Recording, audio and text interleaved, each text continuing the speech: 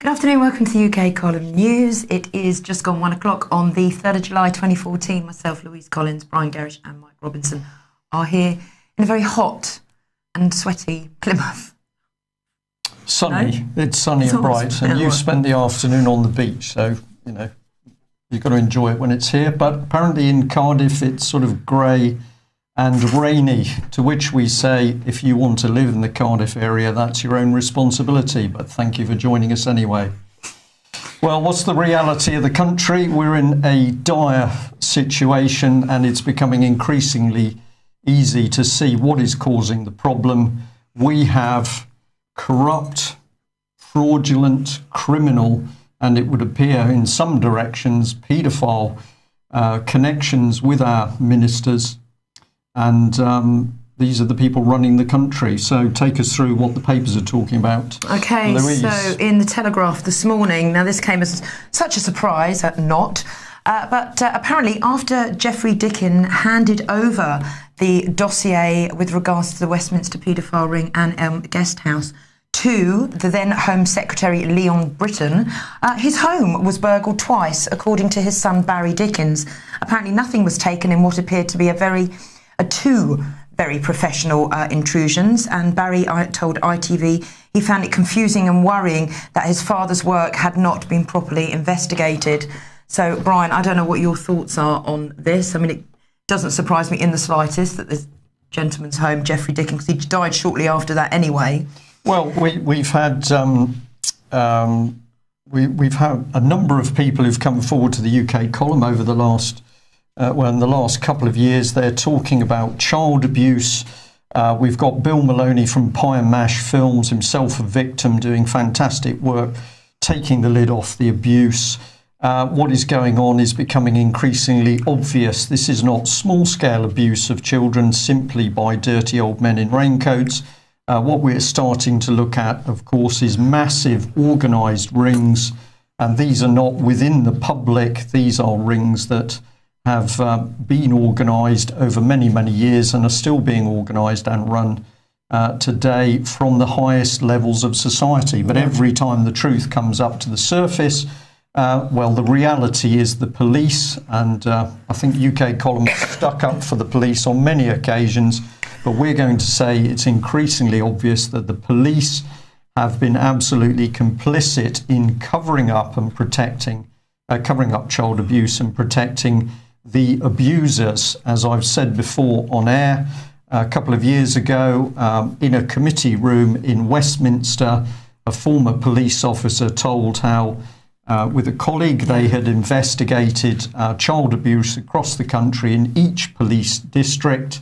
They had been horrified at the prevalence of child abuse and organised paedophilia. When a member of Parliament present in that meeting said, well, what happened to the report? The reply was, it went in my boss's safe, that's a senior police officer's safe, and it never saw the light of day again. We know that up in Nottingham, people that have come forward to talk about the abuse of children in the Beechwood Care Home are being bullied and intimidated by the local authorities and indeed the local police. Both Nottingham City Council, Nottingham County Council, of course, responsible for the Beechwood Children's Home, where victims are talking about not only horrific abuse of youngsters at that so-called care home, but also the fact that they believe children were murdered. And it's taken the UK column to expose that at the moment Nottingham police are still not undertaking any form of murder investigation, and they've simply had a precursory look at the site. If we go to Haute de la Garenne, there was nothing to see, no problems there. Medhamsley Detention Centre, Bill Maloney, again, done great work on this. And of course, until he started to pull out the reality of the boys that had been abused, there was nothing to see there either. So wherever we go, it's a cover-up. We've had Cook report investigations. We've had Ben Fellows coming forward and talking about his concerns. What happens usually, the victims are victimised, intimidated, and then there's a massive close down. Exactly. I mean, what astounds me is that Leon Brittan got handed those documentations. He handed it just to aides, so he says, and it hasn't seen the light of day again, and nothing has happened. And now the home of this gentleman, Geoffrey Dickens, was ransacked just after it was handed over. It stinks. If we just gently mention what's actually happened and what's been reported so far, in the beginning, Leon Brittan couldn't remember the dossier. Yeah, exactly. Then he could remember it, and he remembered it because it was highly significant in its content, so significant that he gave it to other people to ensure that they did the right thing with what's been described as an explosive dossier exposing paedophilia at the highest levels of Westminster. So Leon Brittan hands it to other people, knowing in his own admission that this is a vital document with very, very serious allegations. And he then said, well, nobody came back to me, so I really forgot about it. So it wasn't important in the first place. It didn't even dawn on him when it all came out about Cyril Smith that there was this dossier as well, which is just incredible, isn't it? But let's bring in Nick Clegg, obviously a trustworthy and reliable member of Parliament. Yeah. Well, in fact, he is, of course, our Deputy Prime Minister. So what's he been saying? Well, about he's the matter? spoken out and said that a public inquiry into allegations of historic paedophile activity in Westminster would be no surrogate for a full police investigation. Clegg went on to ITV's Good Morning Britain and said that it seems... Here we go. It seems that more and more MPs are calling for more investigation over this. Now, let's just remind ourselves of how close Clegg and Mr. Brittan are. You can bring that up. We've got this. Well, here we go. There they are. There is the two of them. So this is all the European Union at work here, because Lord Brittan, of course, is a great Europhile, and Nick Clegg, I'm going to use the term very loosely, was one of his European political protégés. So close connections, and well, I thought we'd put it this. Sorry. No, I just wanted to say in 2010, The Guardian actually reported that Leon Brittan discovered Nick Clegg when Clegg worked as an aide to Leon Brittan when he was EU Commissioner for Trade. And Clegg has always insisted that Brittan's key role in his career was to introduce him to the then Lib Dem leader, Paddy Ashdown. But we have always been having a little pun here over the last few months with regards to Clegg being one of Britain's boys. Well, here he is. He's been one of his political protégés. And is this not what is going on? We've got Clegg saying, of course we don't want a public inquiry into my old boss. Let's leave it to the police who have hidden the crimes in the first place. I've got many happy memories of my old boss, Leon Brittan. We don't want a proper investigation. No, we want to give it back to the police, who have clearly not done their job in the first place. We've got exactly the same situation, of course, with Elm Guesthouse, and we still have not got a full and proper inquiry. What's happening is it's gently being buried, subsumed, hidden back in the fraudulent corruption of the Met Police, who failed to do their job in the first place. And let's just remind ourselves as well, Brian, about Cameron can't be escaped from this because his personal aide, it's all been very quietly. We now found out that he has actually been officially charged with indecent images of children, Patrick Rock as well. So this is just covering all the parties. There's no getting away from it, of what's going on up there. And, I mean, a huge public inquiry, I believe, needs to be done. Well, independent, if there is such a thing. Well, public inquiry with the public actually sitting and forming a jury to actually watch proceedings and make sure it's done properly. Mike? This would be the perfect opportunity to bring back the concept of the grand jury, of course, which was gotten rid of at the end of during the First World War. And of course, grand juries in this country traditionally have investigatory powers. So let's not be calling for a public inquiry, which is led by some judge like Lord Leveson. Yeah. Let's have a grand jury, which is led by the people on the grand jury. Mm-hmm. They have the power to investigate. It's still a valid common law body under law in this country. So we should bring that back, perhaps. Yeah. Good idea.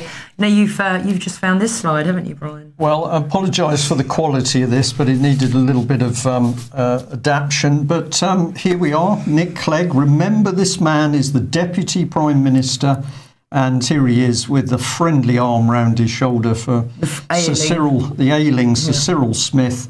But of course, nobody knew with Jimmy Savile, nobody knew with Cyril Smith. They did know about the London Elm Guest House, but what happened was the Metropolitan Police, together with Britain's security forces, absolutely covered up the guest and the visitor list. Why do you want to cover up paedophilia at high levels? Why do you want to protect the rings at high level?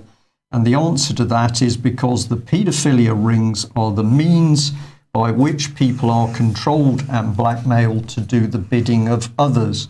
And if anybody out there would like to say, well, or is saying to themselves, well, who's pulling the strings? I'm going to point the finger straight away at the criminal international banking cartels, who of course own our politicians from the moment they put the first few £1,000s into the party funds. But when you really want to control people, rent boys, prostitutes, drugs, not enough.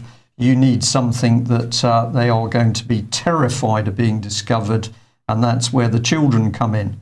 And the fact the government is absolutely desperate. Well, as we pointed out yesterday, you pointed out, we've got Conservative MPs saying they're feeling bullied into having an investigation into child abuse. There's only one reason why you'd feel bullied, is if you were frightened of the outcome of an investigation into child abuse. But this is not the dirty old man in raincoat. Let's remember that roughly 50% of paedophiles are women. And what we are looking at is the British state procuring children through the very public organisations that we are told are there to protect children. Not isolated incidents, but children being stolen, trafficked and abused with the support and facilitation at the heart of the British government. If I sound passionate on this, I'm afraid my brain comes back to 21 years in the military during the Cold War. I was silly enough to assume that while I and many other thousands of service people were doing their job to protect the country, we'd allowed criminals and paedophiles to come in through the back door. I don't think I could say it more plainly than that. But Louise, who did some excellent work yesterday, got this phenomenal response from the Home Office. Yeah, I contacted the Home Office yesterday and saying, how come nobody knew about all these documents? And they kind of tried to shut me up a little bit and said, a press statement will be released shortly. And here it is. Brian, you'll probably have to read this because I haven't got my glasses on. Okay, you've admitted it now. I have. Right, so here we are. The first part says, a Home Office spokesperson said, in response to concerns raised in Parliament and the media relating to the handling by the Department of historic allegations of abuse, the Permanent Secretary commissioned an independent review of all relevant papers received by the Department between 1979 to 1999 to identify any information received and the outcome.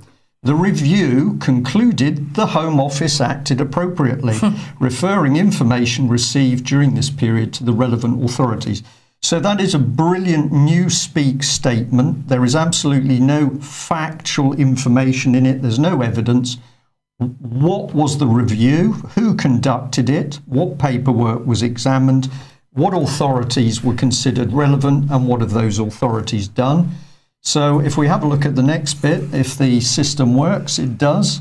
And then it says, for guidance, in February 2013, the Permanent Secretary commissioned an independent review into allegations raised in Parliament and the media about the handling by the Department of Historical allegations of abuse, including the alleged Dickens dossier. Notice the word alleged has come in here, as if there's a possibility that no dossier ever existed. Yeah, genius. The review considered all relevant papers received by the department between 1979 to 1999 to identify any information received and action taken. And on it goes. The Home Office acted appropriately. The full report has been passed to the Met in case there's any material relevant to their inquiries. But the Metropolitan Police, we know, have been covering up case after case of child abuse. So why would you pass the report to the very people who've been involved in the cover-up. Executive summaries of the independent review were published on the 1st of August 2013. The department has accepted and implemented the 3 recommendations from the report.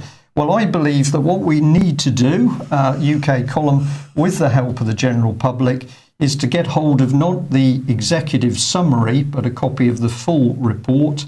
And we need to take it apart in a very public way. And we need to pin down who were the people responsible for producing the report.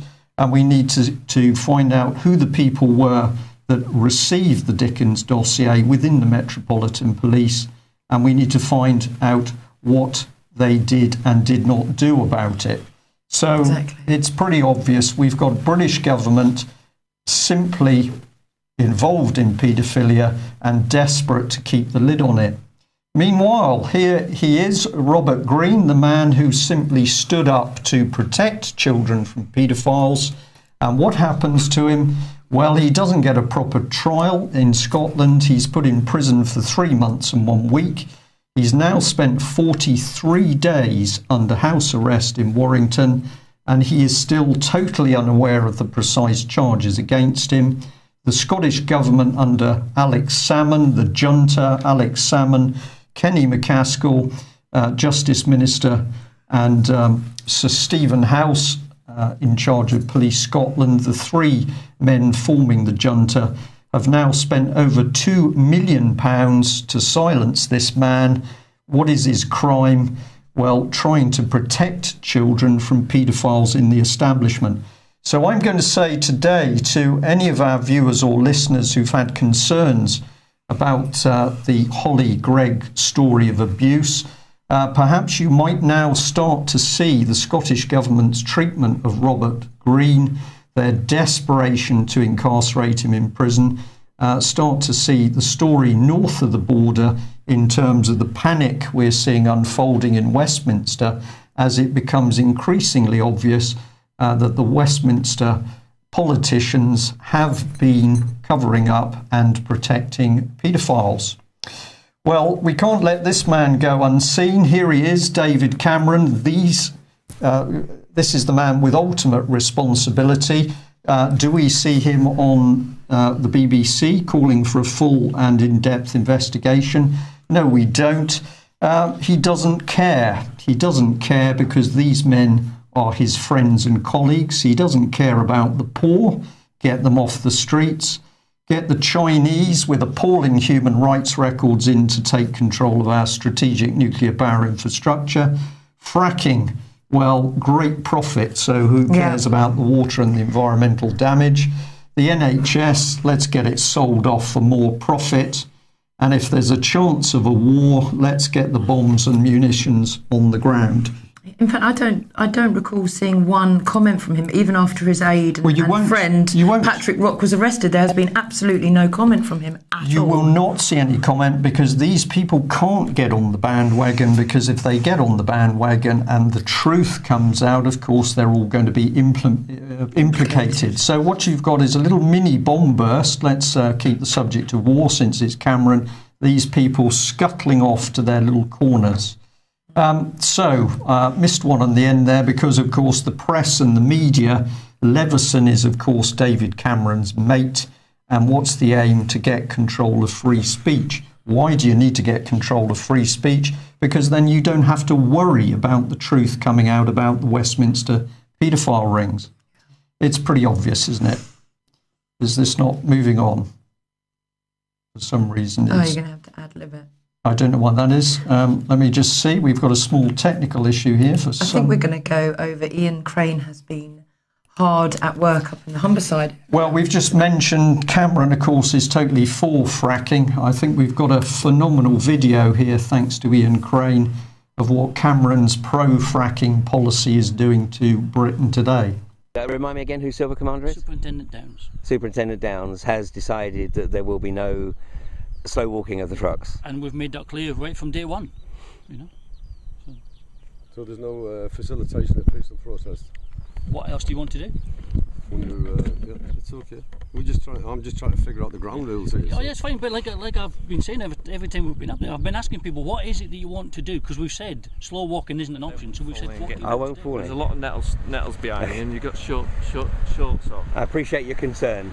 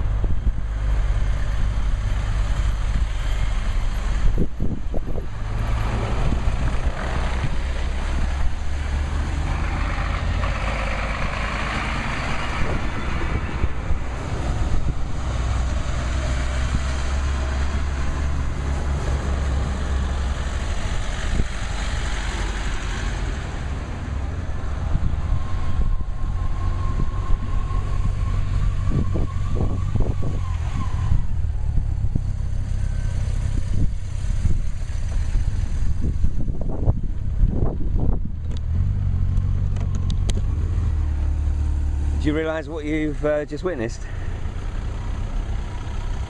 Do you have any idea what you've just witnessed? Convoy. A convoy? Yeah, right. Do you have any idea what this industry is capable of doing? No. No? Perhaps you should educate yourself. Do you actually live in this area? I don't actually. You don't? But you live in Humberside, I'm assuming? No, I don't. No. You don't? So you don't really care what goes on down here, do you? It wouldn't take you very long to establish that this industry has effectively contaminated the water, the soil and the air in pretty much every location that it's ever been granted permission to unleash this abomination. And you're here facilitating a corporate agenda. No, I'm here as a police officer. No, you're not. You're not. You're not here as a police officer. Yeah. You've made that very, very clear. You're here. You've got your earpiece in. While the earpiece is in, you're incapable of independent thought. and you are facilitating a corporate agenda. Well, I'm here following lawful orders, I think you'll find, but and I'm sure if you check that up with Humberside Police, they'll confirm that. Well, we have to question what is lawful then. If a terrorist was contaminating the water supply, would that be lawful? But a corporation contaminating the water supply in one of the most sensitive aquifers in the country, and that's lawful. And you and your colleagues of Humberside Police are effectively facilitating that.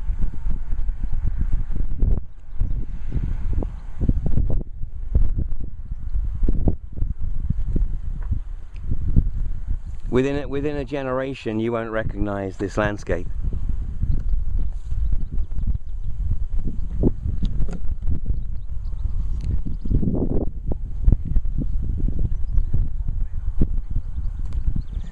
It's actually very sad.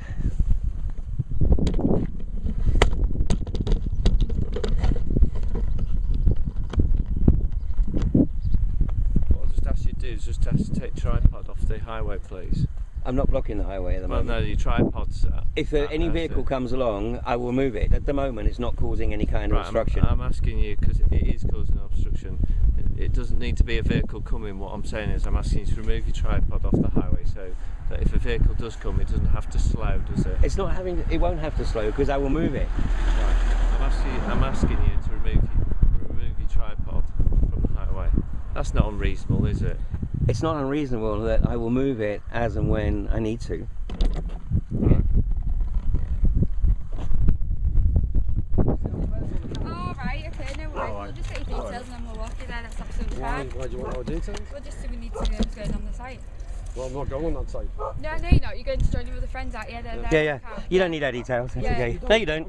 You don't need them. No, we do. No, you don't. You'll just lie anyway. Hey, yeah. And you. Anyway. Come on. I don't know who you are. First time Well, out here. your forward intelligence knows very well. You'll find out who we are from anywhere. I'm not hiding anything. So I don't have to give details. I'm sure, yeah, well, I'll see if Mark's got them. Yeah. Oh, so, yeah. No, Okay. I've not been here before, but Here we go. This is the West Newton site. It's the morning of 2nd of July 2014. As you can see, the police presence is absolutely incredible. So we have the usual crew, evidence gatherers, inspector. Morning, guys. I'm good. How you doing? Wait, you're way out your area, aren't you? Absolutely. Nice to meet you. All right.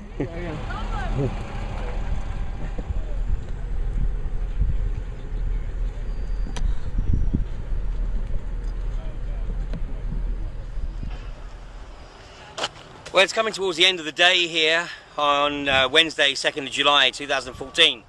I'm about 100 yards or so away from the entrance of the Rathlin Energy well site here at West Newton in East Yorkshire. It's been a very emotional day, particularly for some of the locals who have walked down the lane here and experienced the magnitude of what this industry means for them. And it has shocked them. The sheer volume of the trucks, 2 convoys, something like 40 plus vehicles coming in, and the original plan submitted to the local authority, the traffic management plan, which was approved, and it states specifically that trucks leaving the site after deliveries must leave in single order, giving a 10-minute interval when departing the site. So here we are, day one, and that is one of a number of things that has been completely blown out of the water. And as I was explaining to the local community here, the reality is that these kind of documents that are submitted to the local authorities and presented to the local communities are just a smokescreen. It's smoke and mirrors. It's tell the community, tell the local authority what it is that you think they want to hear to be able to get your permissions to get onto the well site. Once you're on, they work on the principle that it's a lot easier to ask for forgiveness than it is to ask for permission. So today, obviously the infrastructure has arrived at the well site. The rig has yet to be erected. No doubt that'll be erected before dusk this evening. And as of tomorrow, then the fluids will start to be delivered to the site. So the reality is that the police presence has been nothing short of excessive. Probably something in the region of 20 plus police officers per protector. But that's because basically the protection community here, it has been very small. Just a handful of people. It's a long way from anything. It's a long way from the nearest local store. It's very difficult to get a phone signal. It's nigh on impossible to do any live streaming. But these hardy people have been here for the last nearly 9 weeks now. And today they have seen this become a live site. The reality is that West Newton is the new front line in the fight against this abomination, this industry that is determined to effectively turn this country into an industrial wasteland. As we've seen many, many times before, the politicians are into cognitive dissonance, which is probably better than saying they're just outright lying, which in some cases I believe that they actually are. Hopefully the local community will take the opportunity to come down Fosham Way here at West Newton and see for themselves. Once this operation starts, and the drilling according to their plan will be 24/7, then the people who live in these farms some 500-600 yards away will start to comprehend the magnitude of the impact on their beautiful ecology here. Gone will be the lack of light pollution, gone will be the lack of noise pollution. Well, for those of you who are watching this from a little bit further afield, take the opportunity. Come down to West Newton, take a look for yourself, because this is what is coming to a location near you sometime very soon, unless we, the British people, come together and let the politicians and the investors and the industry investors know that this will not be tolerated. There are some 300 days now before the next general election. It's not a long time, but there is much work to do.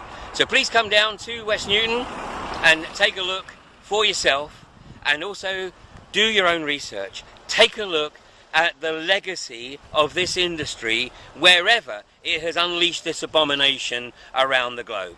This is Ian R. Crane at West Newton, around 5:30 in the afternoon on Wednesday, 2nd of July 2014.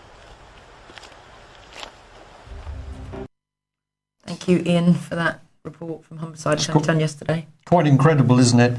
And as we watched all of those trucks go in, somebody in the chat box remarked quite correctly, I think it's very interesting that we have a number of haulage companies who are prepared to sell their soul to the devil, as it were, and participate and make this fracking possible. Perhaps some polite letters or emails should go to those fracking companies, explaining to them in a sensible way just what they are doing and allowing to happen.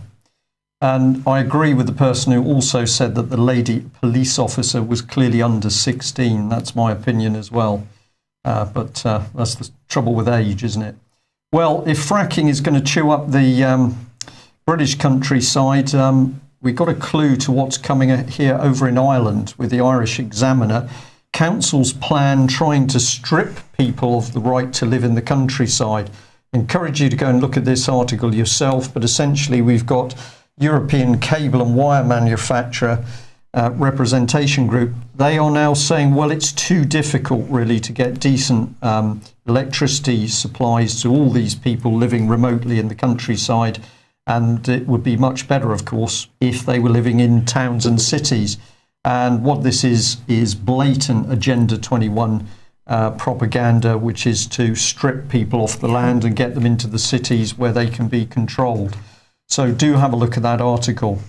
And of course, that brings us nicely back to the fact we must have the press and media controlled. Thank you very much to the viewer that sent us this little snapshot from Parentport. Now, this is the organisation working to protect children from internet pornography. They don't actually stop the pornography going on the internet in the first place, but they're working very closely with AppVod, apparently, to help protect children. But this was the bit that was flagged up to us. So now this is Parents Port's words about ATVOD, but they're saying so services where users upload their own content, such as video sharing sites like YouTube, would not be classed as video on demand and are therefore not regulated by ATVOD. So we'll just leave it to people to decide what they think this means. Mike? Well, I think it means, I'll just tell you what I think it means. I think it means that when that page was published, that was ATVOD's policy. ATVOD's policy clearly has changed for whatever reason. It doesn't matter what the reason was. This really comes down to our original argument that this is a fluid situation, Brian, and therefore, if you get involved with ATVOD at this stage, you have no idea where you're going to end up in 6 months or a year's time. So, we can't. That again justifies our reasoning for not getting involved with these people in the first place. Yeah. Well, it's interesting to see all the police out on the ground to support the fracking wagons, but of course the police can't get their act together with finding the paedophiles lurking around Westminster and the higher levels of the establishment. Perhaps I'm too cynical. Well, let's take a little look at what independence really means as defined by ATVOD. So we'd like to bring in the smiling face of the £102,000 a year Chief Executive, Peter Johnson. And let's have a simple look at the organisation. Well, yesterday we flagged up this lady, Ruth Evans, independent chair. But if you have a look at her declaration of interest and you do a little bit of work on the internet, the reality is that she's been connected with too much to list. I simply could not get a screen big enough to list all of her interests. I think we'll have to make a separate little video about her in order to show people that she has fingers in many, many, many, many pies, and to call her independent is a complete joke. Here's the independent deputy chair, Nigel Walmsley, and well, if we go back, he was chair of Colton TV, so really independent. Clearly he's utterly independent. And then we've got an independent board, very important, Robin Foster, originally from Ofcom and BBC, so you can see the independence glaring you in the face. And yesterday we flagged up this man, Ian McBride, who is currently a director with the Media Compliance Group, which is working with all of the mainstream companies, but he's also ex-Granada. We won't dwell, but let's just remind ourselves, here's Ian McBride in the middle of this snake's wedding of vested interest, including powerful media law firms who just happen to be working with the major TV channels on their on-demand business. Well, who else can we call up? We can call up Paul Whiting, ex-Chief Executive Officer of PhonePay Plus. Independent, sort of. And then non-independent, well, it gets pretty interesting here because we've got Daniel Austin, the principal legal advisor for competition and regulatory team in Sky. So here we've got somebody who's working with one of the biggest media providers, but, he's not independent, so therefore he must be Sky. So really Sky is helping to control ATVOD. It gets better because we've got Gideon Freeman, NBC Universal. We've got Sophie Jones, Head of Corporate Relations of Channel 4. So we now can see who is really controlling the independent ATVOD. And Alexander Khan of GM Community Channel. I think that name's probably just been thrown in there to give people a sort of warm feeling that it's all independent, which of course it isn't. So we're going to keep digging, and thank you very much for the information that viewers and listeners have come up with. That's been excellent. This was part of it. And of course, if we dig into ATVOD, where has this thing sprung up from? Well, of course, it's the European Union. And here we are, audio-visual and media policies, where the intention is for the European Union to standardise regulation of press, media and the internet across the European Union. And a controlled media, of course, will mean that they can carry on closing down the NHS without anybody knowing. Exactly. Here it seems in the largest, seems like the largest ever outsourcing of NHS services, which is estimated to be around 1.2 billion, is about to go ahead. Already many private health companies are showing an interest, such as Virgin Care, Ramsay Health and others, who already have a role in providing care for the NHS. A 10-year contract for 4 CCGs, which I presume is cancer care groups, in Cannock Chase, North Staffordshire, Stoke-on-Trent and Stafford, will see the handing over of all decision-making on cancer and end-of-life care in the hands of private companies. The deal is causing a hell of a lot of concern. Christina McKenna from Unison has said this is by far the biggest procurement process in the NHS and is a dangerous experiment. We are talking about £1 billion of taxpayers' money and contracts lasting 10 years in vital cancer services and end-of-life care. And Andy Burnham, Shadow Health Secretary, has said Cameron and his ministers need to be reminded that they have never been given the permission of the public to put the NHS up for sale.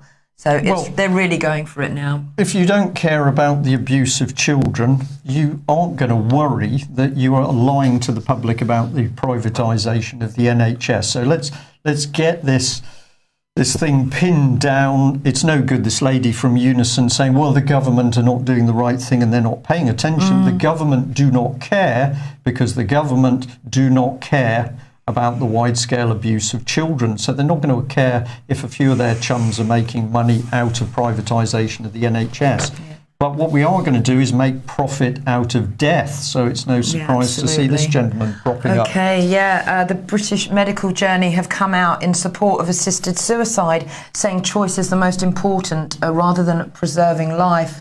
On Friday, the 18th of July, Lord Faulkner, pictured here, he's going to have an assisted dying bill, which will be up in front of the Parliament. Before we take this picture off, actually, if I read this, it says it's arguing for Lord Faulkner's assisted dying bill. Well, yeah, it was his bill that he's come up with. So. If it's anything to do with the assisted dying of Lord Faulkner, I am going to vote for that one. OK, so its first full parliamentary hearing will be happening on the 18th of July. The bill has been summarised on the Parliament UK website, and here it says, a bill to enable competent adults who are terminally ill to be provided at their request with specified assistance to end their own life and for connected purposes. Now, I went into the office earlier and read that statement to Brian and said, what do you make, and what does "and connected purposes" mean? And I'm putting it out there because I don't know what they mean by that. You didn't really know, did you? Well, they mean murder, don't they? That's the conclusion I came to, Mike, because it basically, I think it's saying, well, somebody might not have made the decision to end their life, so we're going to provide them with additional services to help them move towards the decision they need to end their life. Okay. And connected purposes, if enough people end their own life, we can make more profit through the NHS. Yeah. So connected purposes, key question, what does it mean? I think Mike's right. We're talking about assisted dying in order for the state to make more profit. Does connected purposes, is that something similar to a common purpose? Very well be, yeah, well done. Very similar indeed. But what's interesting to me is that the BMA are not supporting the BMJ on this at all. And the chairman of the BMA, Dr. Mark Porter's statement has said now, I guess we wait until we have to basically wait until the 18th to see if this goes ahead. But Dr. Mark Porter is not supporting this, or neither is the BMA. And if people want to find out a little bit more about what's going to happen, go to the website Dignity in Dying, where Lord Faulkner's bill is fully available and what it entails. It is his bull, actually, Lord Faulkner's bull. And probably that brings us nicely to cattle. OK, so after the murder of thousands of badgers to show To slow down the TB, researchers are now suggesting a mass cattle cull after research into how the disease spreads, and that a widespread badger cull would fail to prevent the epidemic growing. In the research documents, they suggest a one-off cull of infected herds, which is estimated at over 250,000 animals to be slaughtered. So Foot and Mouth didn't do the job then? Is that what you're saying? Didn't, and here is it. There, I believe we've got all of this document up here, Brian. All the figures here. That this is where they wanted the badger cull, and the numbers and cost, and hundreds of thousands of badgers have been killed. And do you know what I noticed recently is I'm seeing an awful lot of badgers along the roadside at the moment. Well, that's the time of year. Okay. That's the time of year. Well, talking of culls, we better bring up your favourite man. Honestly, I thought this was a joke, but it seems not. Tony Blair has agreed to be an advisor to the Egyptian President Abdel El-Sisi as part of a United Arab Emirates funded programme that promises lucrative business opportunities. The deal is being run by Strategy and they hope to attract direct investment to Egypt's economy. I think you've got a slide of that, Brian, the company. Blair's former press secretary, Alistair Campbell, is also on President Sisi's payroll as an advisor. Also on there as well is another former Blair employee, Darren Murphy. Blair's camp have come out and said Blair was not doing this job for any personal gain whatsoever, and he is giving advice. He will have meetings, and that is all. She continued that Blair believes the Sisi government should be supported in its reform agenda, and he will help in any way he can, but not as part of a team. To finish, they confirmed that Blair camp were not looking at any business opportunities within Egypt. No, it's nothing to do, not to do with money. We're there to help the Egyptian people in any way we can. We can expect to see more deaths in Egypt, presumably. So we better end on a light note. So we're just going to say Fair Dinkum Radio said to us good day this morning. Mike said I wasn't to use any Australian, so I'll stop there. But just to let you know that the interview we did is now posted.